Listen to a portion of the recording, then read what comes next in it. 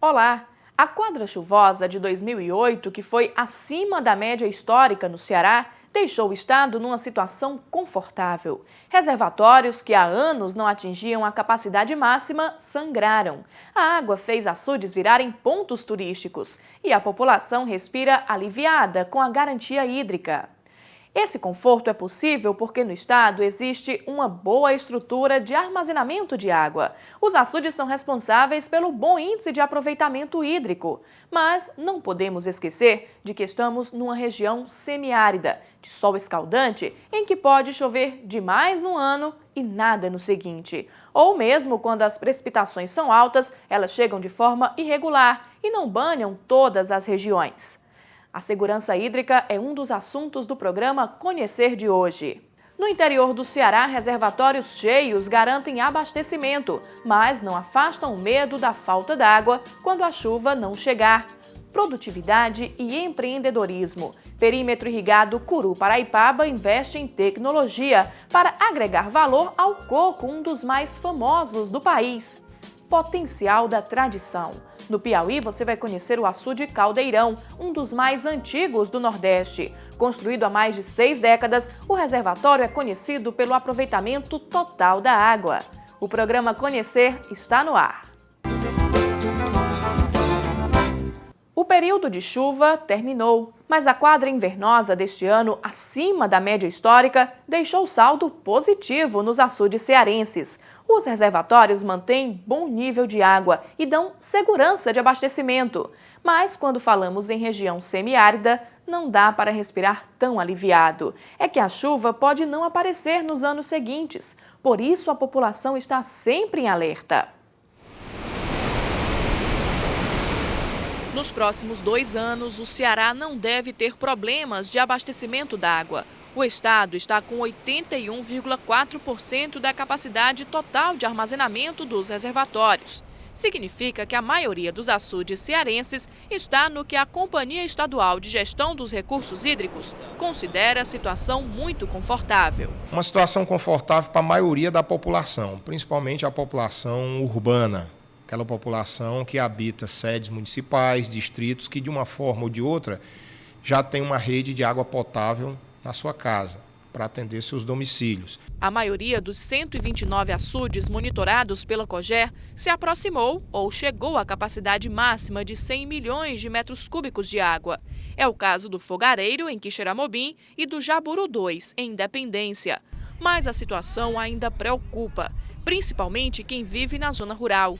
As chuvas registradas foram irregulares e pelo menos 2 municípios podem sofrer de forma mais intensa as consequências da má distribuição.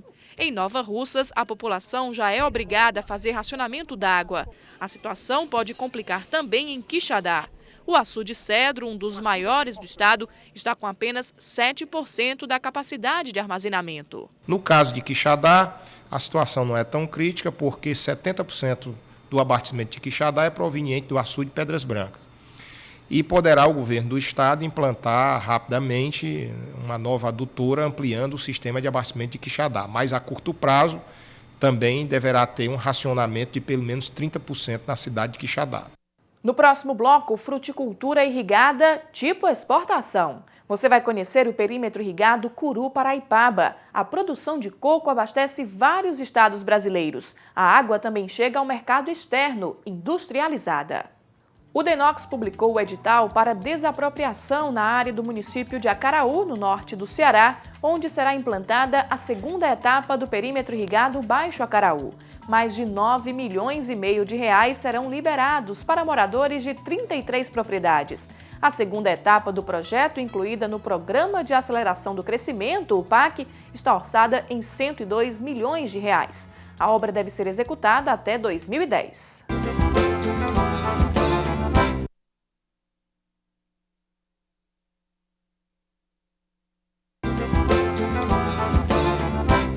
A irrigação é a alternativa mais viável e segura para garantir a produção agrícola no semiárido brasileiro. O sucesso dos projetos que armazenam e bombeiam água para as plantações prova que a técnica é eficaz, tanto que os perímetros irrigados abrem o caminho do desenvolvimento nas regiões onde estão instalados. Foi o que aconteceu com o perímetro Curu-Paraipaba, no litoral cearense. O projeto, que começou pequeno, fez nascer uma cidade e hoje mantém mais de 10 mil pessoas e alimenta vários estados brasileiros com a produção irrigada. Escola, posto de saúde, igreja, campo de futebol, pontos comerciais. A estrutura é de uma pequena cidade, mas estamos em um dos setores do perímetro Curu-Paraipaba, no litoral cearense. A infraestrutura é resultado da produção agrícola irrigada. O rio Curu, que nasce no município de Canindé, no sertão central cearense, e segue seu curso ao longo de 195 quilômetros até a Foz, é o coração do perímetro. É dele que sai a água que alimenta os roçados e garante a produção permanente de alimentos há 33 anos, quando o perímetro foi implantado pelo Departamento Nacional de Obras Contras Secas. Quando o projeto iniciou, eram apenas 13 irrigantes. Um deles, o pai de Carlos. Ele era menino quando começou a ver a terra dar frutos. Era filho de irrigante, né? Meu pai já vinha com ele e depois, com o passar dos anos, o pai entregou para mim e ele ficou em casa e eu quem estou cuidando hoje. Depois que assumiu o comando da enxada, Carlos enxergou o futuro produtivo. O cultivo cresceu e deu lucro. A casa onde vive confortavelmente com a família está no saldo da aposta que fez na agricultura irrigada. A gente vivia de cultura de subsistência, lá na época a gente morava no distrito de Camboas. Era só de roçado, plantava só no inverno, né? E aqui você produz o ano todo. Além de Carlos, outros 804 irrigantes trabalham e moram nos 12 mil hectares do perímetro. Eles também participam da administração. O modelo de gestão estabelece uma parceria entre o poder público, através do DENOX, e os produtores, representados por uma associação. Um destaque importante é a boa aplicação dos recursos públicos, né? Acho que isso é um ponto muito importante, porque são os irrigantes, né, que fazem os processos de licitação, que contratam, né, as empresas, que executam os serviços, né? Então eles estão fiscalizando, né, as obras, estão acompanhando a execução, estão exigindo que as empresas que são contratadas, que elas tenham, né, a lisura, que elas apliquem, né, os recursos de forma correta. Essa gestão participativa promove o desenvolvimento que ultrapassa os limites do perímetro. A riqueza gerada não está apenas nas áreas agrícolas. Aqui, o progresso fez o caminho inverso. Começou no campo e foi para a cidade. O projeto instalou-se aqui em 75. 10 anos após, o distrito, não era nem distrito, era uma pequena vila, o transformou, emancipou-se, né, e passou a ser cidade, que antes era um distrito de Paracuru. Então aqui é uma prova viva que onde o DENOX instala uma infraestrutura, né, há uma mudança significativa na região. E até hoje é assim. Paraipaba é uma cidade viva, movimentada. O combustível do comércio é a renda que vem das áreas irrigadas. 70% da agricultura, principal atividade econômica local, estão concentrados no perímetro. E essa relação urbano-rural foi evoluindo, junto com o município. Quando o perímetro irrigado Curu-Paraipaba foi implantado, a cana-de-açúcar era o principal produto cultivado. Naquela época, a comercialização era garantida por causa da grande demanda de matéria-prima para a produção de álcool. No início dos anos 80, os canaviais começaram a ser substituídos pelos coqueirais. Nascia ali um novo e importante ciclo produtivo, que mais tarde se tornaria a marca do perímetro. Hoje são 2.247 hectares cultivados. A maioria dos irrigantes planta coco. Quem não se dedica exclusivamente à cultura faz consórcio, com o feijão, por exemplo. De uma forma ou de outra, a fruta tropical é um ótimo negócio por aqui. Nós temos a maior área, né, de coco, né, do estado, né, do Ceará. O coco de Paraipaba é referência no Brasil, em qualquer lugar do Brasil que você chegar para tomar uma água de coco, né? Eles querem saber se é de Paraipaba porque tem um diferencial. O coco produzido aqui em Paraipaba abastece o mercado do Ceará e também é vendido para outros 5 estados brasileiros, além do Distrito Federal. A boa aceitação no mercado é resultado da qualidade do produto. O terreno arenoso, ideal para o cultivo, aliado à irrigação, garante uma produção mensal de 4.250.000 frutos. Moradores e visitantes podem saborear a água de coco nas bancas de venda de frutas, que ficam na estrada e convidam a uma paradinha. O casal paulista gravou o sabor cearense na memória. A água de coco que vocês tomam lá em São Paulo, é gostosa como essa aqui? É ruim, viu? Aqui é muito bom. Lá não é tão doce igual a daqui. Aqui é tiradinho do pé da hora, né? Vale a pena. Vale a pena. Mas se o casal procurar direitinho, pode encontrar o coco de Paraipaba lá em São Paulo. A capital mais movimentada do país é uma das que compram a fruta produzida no perímetro. No Ceará, Piauí e Pernambuco, o coco de Paraipaba é comercializado a R$1. No Distrito Federal, R$1,20. Em Minas Gerais, R$2. E no Rio de Janeiro e São Paulo, o coco sai por R$2,20. A movimentação financeira é de aproximadamente R$6.400.000 por ano.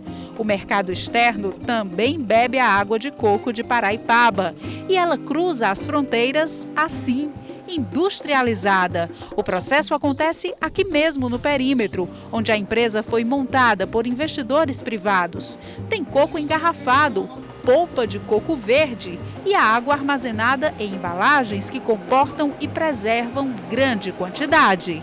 São os bags de 1.000 litros, tá? Esses bags aqui a gente trabalha tanto com exportação como no mercado interno, tá? Eles têm uma tampa, eles prontos e lacrados são assim. E tá pronto para viagem, tá? Lacrado. A gente tanto manda para a Espanha, a gente manda para os Estados Unidos, a gente manda para a Áustria, Alemanha. A Associação dos Irrigantes também se prepara para entrar no mercado industrial. Aqui vai funcionar uma unidade de beneficiamento do coco. É uma mini usina, mas a gente já começa com a capacidade de 5.000 cocos dia. Que nós vamos ter aí 150.000 cocos beneficiados durante 30 dias. A nossa intenção é entrar no mercado, ou seja, agregar valor ao nosso produto. Em alguns lotes, é o coco seco que oferece mais uma alternativa de renda. A casca é retirada e em segundos a pilha de coco vai crescendo.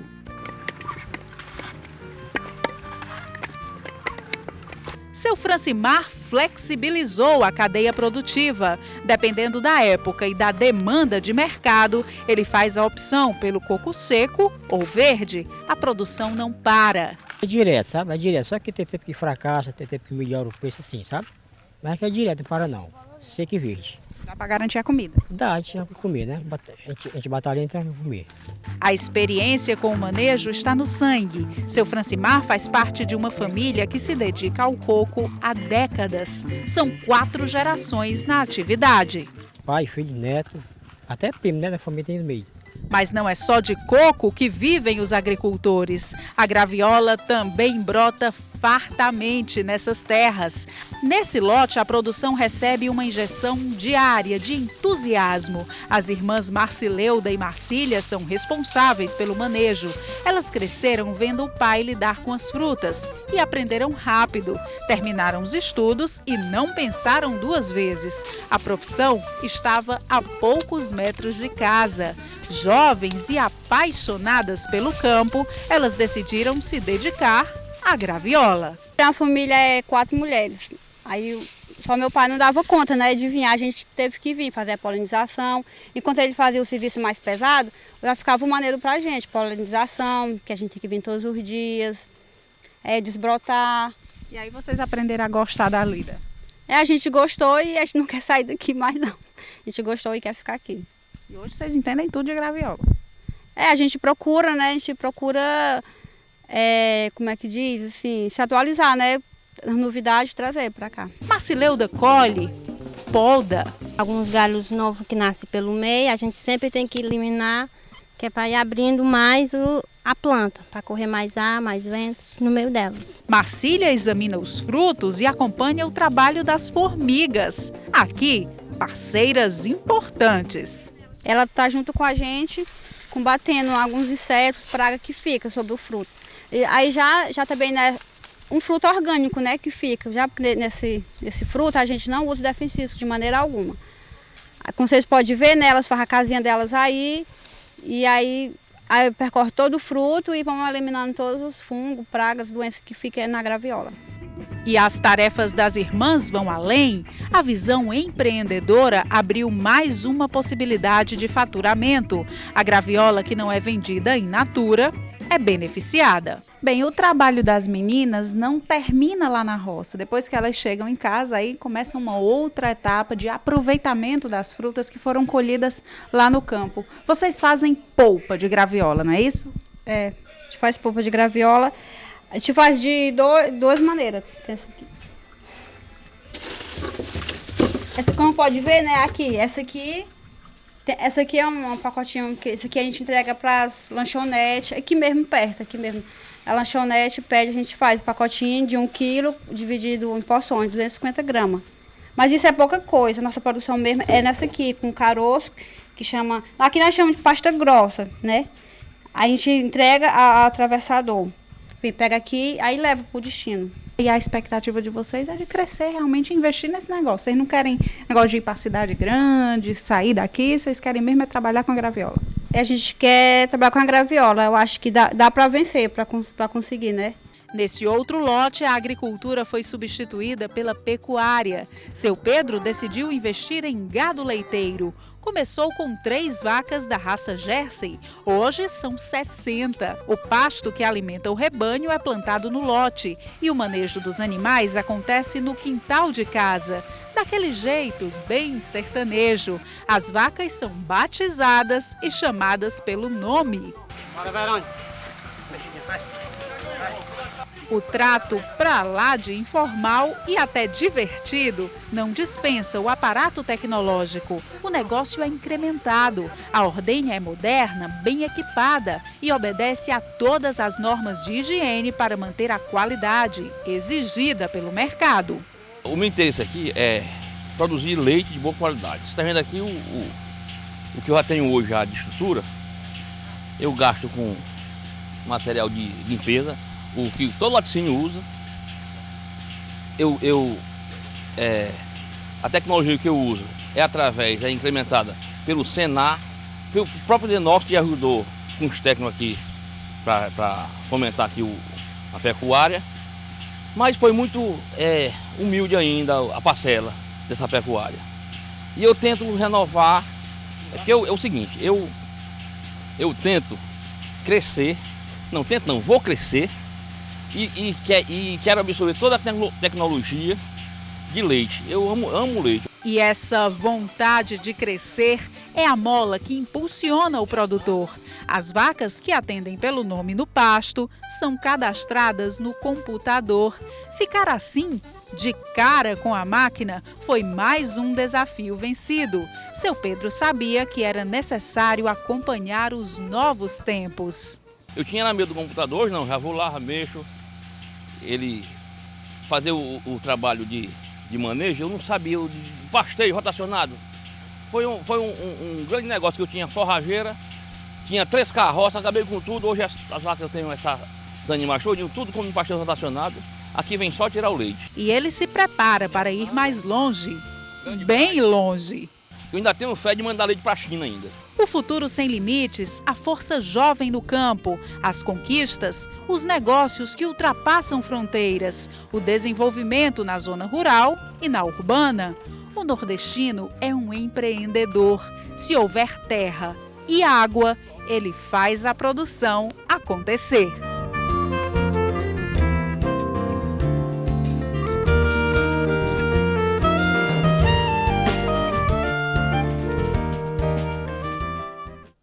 No próximo bloco, a gente continua falando sobre perímetros irrigados. Nós vamos ao Piauí para mostrar o perímetro Caldeirão, que funciona de forma diferente. A água é conduzida até as plantações pela força da gravidade.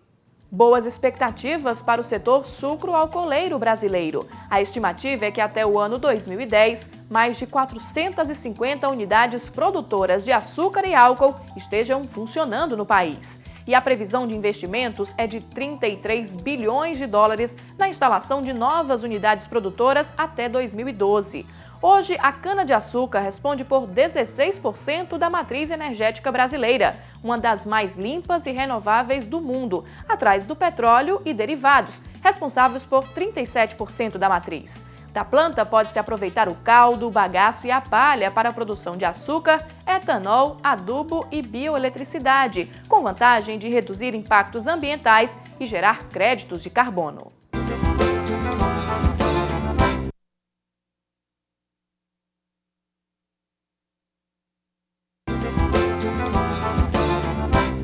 Aproveitamento total da água. O açude Caldeirão, um dos mais antigos do Nordeste, é exemplo de sustentabilidade. O reservatório não é grande, tem capacidade para armazenar 55 milhões de metros cúbicos, mas se torna gigante diante do potencial de utilização da água.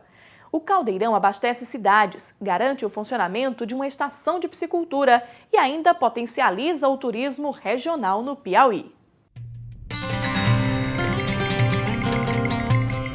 O açude Caldeirão é um dos marcos da transformação hídrica do Nordeste brasileiro. O reservatório, construído há 63 anos no município de Piripiri, no norte piauiense, foi erguido em uma época de transformação. O Departamento Nacional de Obras Contra as Secas apostava na engenharia para criar sistemas de armazenamento capazes de assegurar água para reduzir os impactos dos longos períodos de estiagem. O Caldeirão cumpre até hoje esse papel e vai além. É exemplo de uso racional e sustentável da água. O açude Caldeirão já foi o maior do estado do Piauí. Hoje é considerado um reservatório de médio porte com capacidade para armazenar 55 milhões de metros cúbicos. O que mais chama a atenção aqui é o excelente aproveitamento da água. Eu costumo dizer sempre que o açude Caldeirão ele é aproveitado integralmente, como deve ser toda obra hídrica. Além de tudo, ele cumpre esse papel também social e de saúde importante, que é abastecer com água, e agora também água de qualidade, o município de Piripiri e também comunidades do entorno do açude Caldeirão. A água sai do açude e vai para as casas. E os moradores das redondezas saem de casa para ir ao açude. É que a água de beber também é água de lazer. É o turismo hídrico no Caldeirão. Às margens do açude, um espaço convidativo. O cenário segue a linha ecológica. A sombra das choupanas é um convite ao descanso e à contemplação da natureza. Hoje isso aqui é um polo, de turismo, que envolve aqui 7 cidades, Caldeirão, Pedro II, que também gera emprego, gera renda e gera desenvolvimento. O turismo ajuda a gerar renda, a atrair visitantes, mas são as atividades produtivas, aquelas que fazem o alimento brotar da terra ou se multiplicar na própria água, que movimentam a economia rural. É a água armazenada no Caldeirão que garante a produção de peixes em uma das estações de piscicultura mais antigas do Nordeste, a estação Ademar Braga. Os canais conduzem a água do reservatório até os viveiros, assegurando a procriação em cativeiro. São 10 milhões de alevinos por ano. Daqui saem peixes para o povoamento de açudes públicos e particulares no Piauí e no Maranhão. A água do Caldeirão também molha a terra. O perímetro, que tem o mesmo nome do açude, funciona desde a década de 70. São 1.200 hectares, 388 deles irrigados. 89 pequenos produtores tiram do cultivo de frutas e grãos o alimento e o sustento da família. Seu Manuel é veterano no roçado. São mais de 30 anos de enxada. Plantando, colhendo, anos mais, anos menos. Mas a vida nossa é essa aqui no campo, aqui direto. A rotina virou experiência e transformou seu Manuel em doutor da roça. Ele fala de agricultura com a segurança de quem conhece bem a terra e sabe exatamente o que ela pode oferecer. Por isso, a plantação é dividida: de um lado feijão, do outro melancia, os produtos mais cultivados no perímetro. O plantio consorciado evita prejuízos, ajuda a driblar as adversidades do semiárido. A gente vai plantar uma área de feijão, né? O feijão vai e não dá lucro. Aí a melancia já tem que dividir com ele, né? Cobrir as despesas dele. E às vezes, no caso, a gente se queixa às vezes que não deu saldo, mas a gente luta com outras coisas, né? Aí vai ajeitando aqui e acolá. A agricultura é assim, né? Um ano ela dá bem, outro ano ela dá mais fraca. A única certeza por aqui é a água. E essa é a grande vantagem da agricultura irrigada. Uma benção e a gente pode dizer que é por certeza, né? Os dias de irrigação é de 4 em 4 dias, a gente tem ela aqui, água suficiente, né? Suficiente e a um custo bem reduzido. O açude Caldeirão foi construído à moda antiga. A água é levada às áreas de cultivo naturalmente, sem a ajuda de máquinas. Vantagem econômica para o perímetro. O perímetro irrigado tem uma grande vantagem econômica. 30% da área não depende de bombas e nem de adutoras. A água que vem lá do açude Caldeirão é conduzida pela força da gravidade. Não há gasto com energia elétrica. Os canais formam um corredor de irrigação ao longo dos lotes. Os produtores usam uma espécie de mangueira para retirar a água. É tudo muito simples e rápido. A principal vantagem do sistema de irrigação por sulcos é exatamente o custo zero de energia para o pequeno produtor.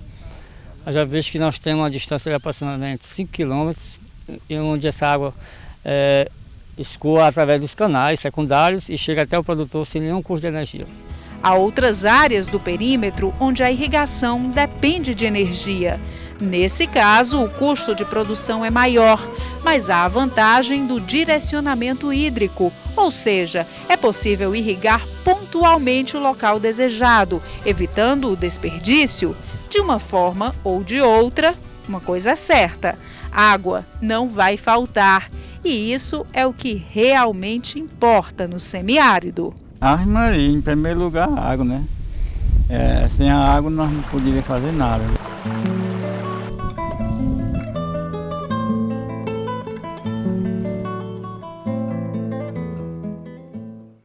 O programa Conhecer termina aqui. Até o nosso próximo encontro.